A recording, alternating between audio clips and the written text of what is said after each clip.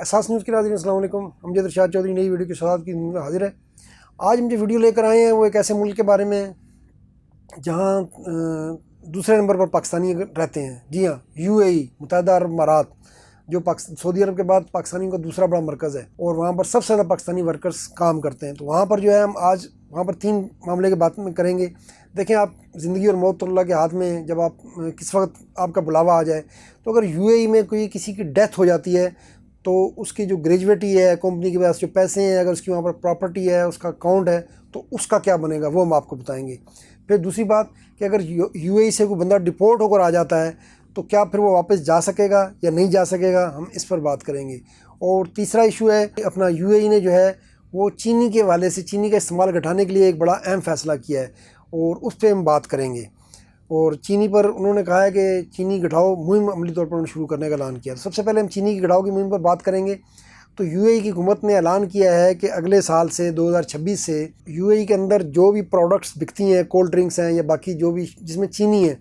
تو ان پر جو ٹیکس کا تعین ہے وہ اس چینی کی مقدار کے حوالے سے کیا جائے گا۔ پاکستان میں تو ظاہر ہے آپ کو پتہ ہے کہ چینی کی ملیں 62 لوگوں کی ہیں، اور سارا دھندا ہی جو ہے وہ چینی پر چلتا ہے۔ ایک بار چینی باہر بھیج دو، پھر وہی چینی واپس منگوا لو، کیونکہ ظاہر 3-4 خاندان ہیں وہی حکومت میں ہوتے ہیں اور وہی چینی کا کاروبار کر رہے ہیں۔ لیکن دنیا بھر میں اس وقت چینی کا استعمال کم کرنے کے لیے ایک مہم چل رہی ہے، اور یو اے ای نے بھی اب اس میں یہ میں سمجھتا ہوں بہت اچھا فیصلہ کیا ہے۔ اور میں سب لوگوں کو کہوں گا کہ بھائی چینی کا استعمال کم کر دیں، کولڈ ڈرنکس کا استعمال کم کر دیں۔ یہ جو شوگر پوری دنیا میں اس طرح پھیلتی جا رہی ہے، کنٹرول سے باہر ہوتی جا رہی ہے، تو اس کی سب سے بڑی وجہ یہی ہے کہ آپ لوگوں نے جو ہے ایک تو فاسٹ فوڈ کا استعمال بہت شروع کر دیا ہے، اور دوسرا یہ کولڈ ڈرنکس کا اور میٹھے کا استعمال جو ہے بہت کر رہے ہیں۔ تو اب یہ دنیا کو احساس ہونے لگا ہے کہ یہ تو اتنے شوگر کے مریض اگر دنیا میں ہو جائیں گے تو یہ تو ایک انسانی بحران پیدا ہو جائے گا۔ تو ہر ملک یہ کوشش کر رہا ہے کہ شوگر کا استعمال کم کیا جائے۔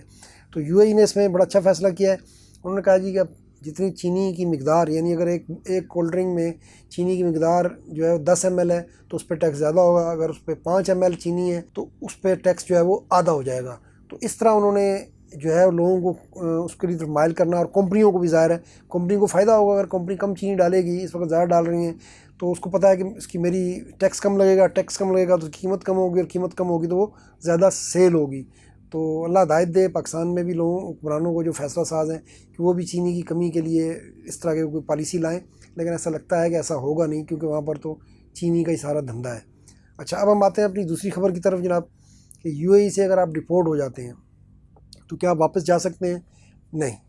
واپس جانا جو ہے بہت مشکل ہے۔ اگر آپ واپس جانا چاہیں گے تو اس کے لیے آپ کو یو اے ای کی وزارت داخلہ سے اپلائی کرنا پڑے گا، وہاں بتانا پڑے گا کہ میں اتنا عرصہ پہلے ڈپورٹ ہوا تھا، اس میں آپ کو جو یو اے ای میں آپ کا قیام کا عرصہ ہے، جو آپ کا ڈپورٹیشن لیٹر ہے، وہ ساری ڈیٹیل آپ دیں گے۔ پھر آپ کیوں آنا چاہ رہے ہیں، اگر آپ کو نئی جاب مل گئی ہے بالفرض تو وہ بھی آپ ساتھ لگائیں گے۔ پھر وہاں پر درخواست دیں گے یو اے ای کی وزارت داخلہ کو، اور ظاہر ہے وزارت داخلہ کو آپ پاکستان یا بھارت یا بنگلہ دیش میں بیٹھ کر درخواست نہیں دے سکتے، پھر آپ کو وہاں پر اس کا مطلب ہے وہ وکیل بھی کرنا پڑے گا۔ تو وہ وکیل درخواست دے گا، یا اگر آپ کو غزیر ہے وہ درخواست دے گا، پھر یو اے ای کی وزارت داخلہ اس پہ فیصلہ کرے گی کہ اس بندے پر یہ جو ڈپورٹ ہوا تھا واپس اس کو آنے کی اجازت دی جائے یا نہ دی جائے۔ تو عملی طور پر آپ سمجھیں کہ آپ ایک بار یو اے ای سے ڈپورٹ ہو گئے تو واپسی کے لیے آپ یو اے ای کی طرف سے نہ ہی سمجھیں۔ اچھا جی، اب ہم آتے ہیں تیسرا ایشو ہے جو ہے یو اے ای میں، جیسا کہ ہم نے کہا کہ زندگی اور موت اللہ کے ہاتھ میں ہے۔ یو اے ای میں لاکھوں لوگ کام کرتے ہیں، پاکستانی، بنگلہ دیشی، انڈین۔ تو ان میں سے اگر کسی کی وہاں پر ڈیتھ ہو جاتی ہے تو اس کا اکاؤنٹ ہے، اگر وہاں پر تو اس کے بڑے پیسوں کا کیا ہوگا، اس کی پراپرٹی ہے تو اس کا کیا ہوگا۔ تو یہ ساری چیزیں بھی جو ہے ظاہر زندگی کے ساتھ چلتی ہیں۔ تو اس حوالے سے اب جو ہے وہ خلیج ٹائمز نے اس کی ڈیٹیل دی ہے کہ ایسا کیا ہوتا ہے۔ ایک تو یہ ہے کہ جناب علی، اگر آپ نے یو اے ای میں جوائنٹ اکاؤنٹ بھی کھولا ہوا ہے، یعنی بچے بھی لوگوں نے رکھے ہوئے ہیں یا بھائی دو رہتے ہیں تو انہوں نے اپنے جوائنٹ اکاؤنٹ کھولے ہوئے ہیں، تو یو اے ای میں، پاکستان میں تو ایسا ہوتا ہے کہ آپ کی ڈیتھ بھی کسی کی ہو جاتی ہے جوائنٹ اکاؤنٹ ہولڈر کی، تو دوسرا بندہ اکاؤنٹ استعمال کرتا رہتا ہے۔ لیکن یو اے ای میں، یو اے ای کا قانون کہتا ہے کہ جیسے ہی بندے کی ڈیتھ ہوگی تو اس کا جو جوائنٹ اکاؤنٹ ہے وہ بھی بند کر دیا جائے گا۔ تو ایک تو بات آپ یہ سمجھ لیں کہ جوائنٹ اکاؤنٹ کا ویسا فائدہ نہیں ہے جیسا پاکستان میں ہے کہ مرنے کے بعد دوسرا بندہ جو ہے اس کو استعمال کر سکے یا پیسے نکلوا سکے۔ تو یو اے ای میں اگر جوائنٹ اکاؤنٹ ہولڈر میں سے دونوں میں سے کوئی ایک کی بھی ڈیتھ ہوتی ہے تو دوسرا جو ہے وہ بھی پیسے وہ نہیں نکلوا سکے گا۔ اسے اگر پیسے کوئی ضرورت کے لیے بھی نکالنے ہیں، جیسے بیوی ہے یا بچے کے ساتھ رکھا ہوا اس نے، تو اسے عدالت سے اجازت لینی ہوگی، اور وہ بھی ایک بڑا لمبا پروسیس ہے۔ اگر آپ نے وصیت نہیں کی ہوئی، جی ہاں،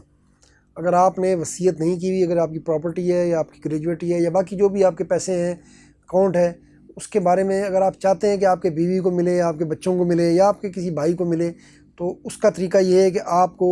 جو ہے ابوظہبی جوڈیشل ڈپارٹمنٹ میں اپنی وراثت لکھ کر وہاں رجسٹر کرانی ہوگی۔ اگر آپ نے وراثت لکھ کر ابوظہبی جوڈیشل اتھارٹی کے پاس رجسٹر نہیں کرائی ہوئی، تو اس کے نتیجے میں جو آپ کی گریجویٹی ہے، چاہے آپ کے بینک میں پڑے پیسے ہیں، چاہے آپ کی پراپرٹی ہے، وہ آپ کے عزیزوں میں شرعی طور پر جو ان کا حصہ بنتا ہے وہ تقسیم ہو جائے گی۔ آپ یہ نہیں کہہ سکتے کہ یہ میری آپ کے مرنے کے بعد سارے پیسے آپ کے بیوی یا بچوں کو ملیں گے۔ پھر وہ جس کا جو حصہ شرعی طور پر بنے گا، وہ جو حکام ہیں اس کے مطابق اس کی تقسیم کریں گے۔ جیسے اگر کسی کے بیوی بچے ہیں، بیوی بھی ہے، بیٹی بھی ہے، بیٹا ہے، تو بیٹے کو کتنا ملے گا؟ 100 روپے ہیں تو 36 روپے بیٹے کو مل جائیں گے، ٹھیک ہے جی۔ بیٹیوں کو ذرا آدھے ہوتے ہیں، 18 روپے مل جائیں گے، اور بیوی کو 12.5%، اور پھر والدین کا حصہ آئے گا تقریباً 16.5%۔ تو اب دیکھیں، عام طور پر لوگوں کی خواہش یہ ہوتی ہے کہ جو میرے پیسے جو ہیں وہ میرے بیوی یا بچوں کو ملیں، تو اس کا پھر یہ طریقہ یہی ہے کہ آپ پہلے سے وراثت لکھ کر وہاں پر ابوظہبی جوڈیشل ڈپارٹمنٹ میں اس کا اندراج کروا دیں، تاکہ جب آپ کی ڈیتھ ہو تو آپ کی وہاں پر جو یو اے ای میں پراپرٹی ہے یا آپ کا اکاؤنٹ ہے یا جو پیسے پڑے ہوئے ہیں۔ اچھا، بہت سے لوگوں نے ایسا بھی کیا ہے، پراپرٹی وہاں بنائی ہوئی ہے اور رہتے پاکستان میں، تو ان کے لیے بھی یہ بہت اہم بات ہے کہ انہیں بھی چاہیے کہ اگر وہ چاہتے ہیں کہ ان کے جس کو بھی چاہتے ہیں، وہ بیوی کو بھی چاہتے ہیں، کسی بیٹے کو یا بیٹی کو، یا ان میں آپس میں تقسیم کرنا چاہتے ہیں، تو وہ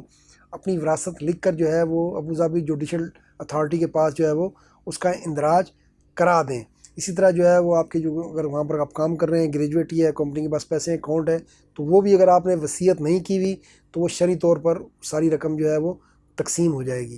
تو زندگی کے ساتھ موت کو بھی یاد رکھیں۔ اگر آپ نے کسی کو ذہن بنایا ہوا ہے کہ میں نے بچے کو دینا ہے، بیوی کو دینا ہے، یا صرف بیوی بچوں کو دینا ہے، بہن بھائیوں کو نہ حصہ جائے یا والدین کو نہ جائے، تو پھر اس کے لیے آپ کو وراثت لکھ کر وہاں پر رجسٹریشن کرانی ہوگی۔ آج کے لیے اتنا، انشاءاللہ پھر ملیں گے۔ اللہ حافظ۔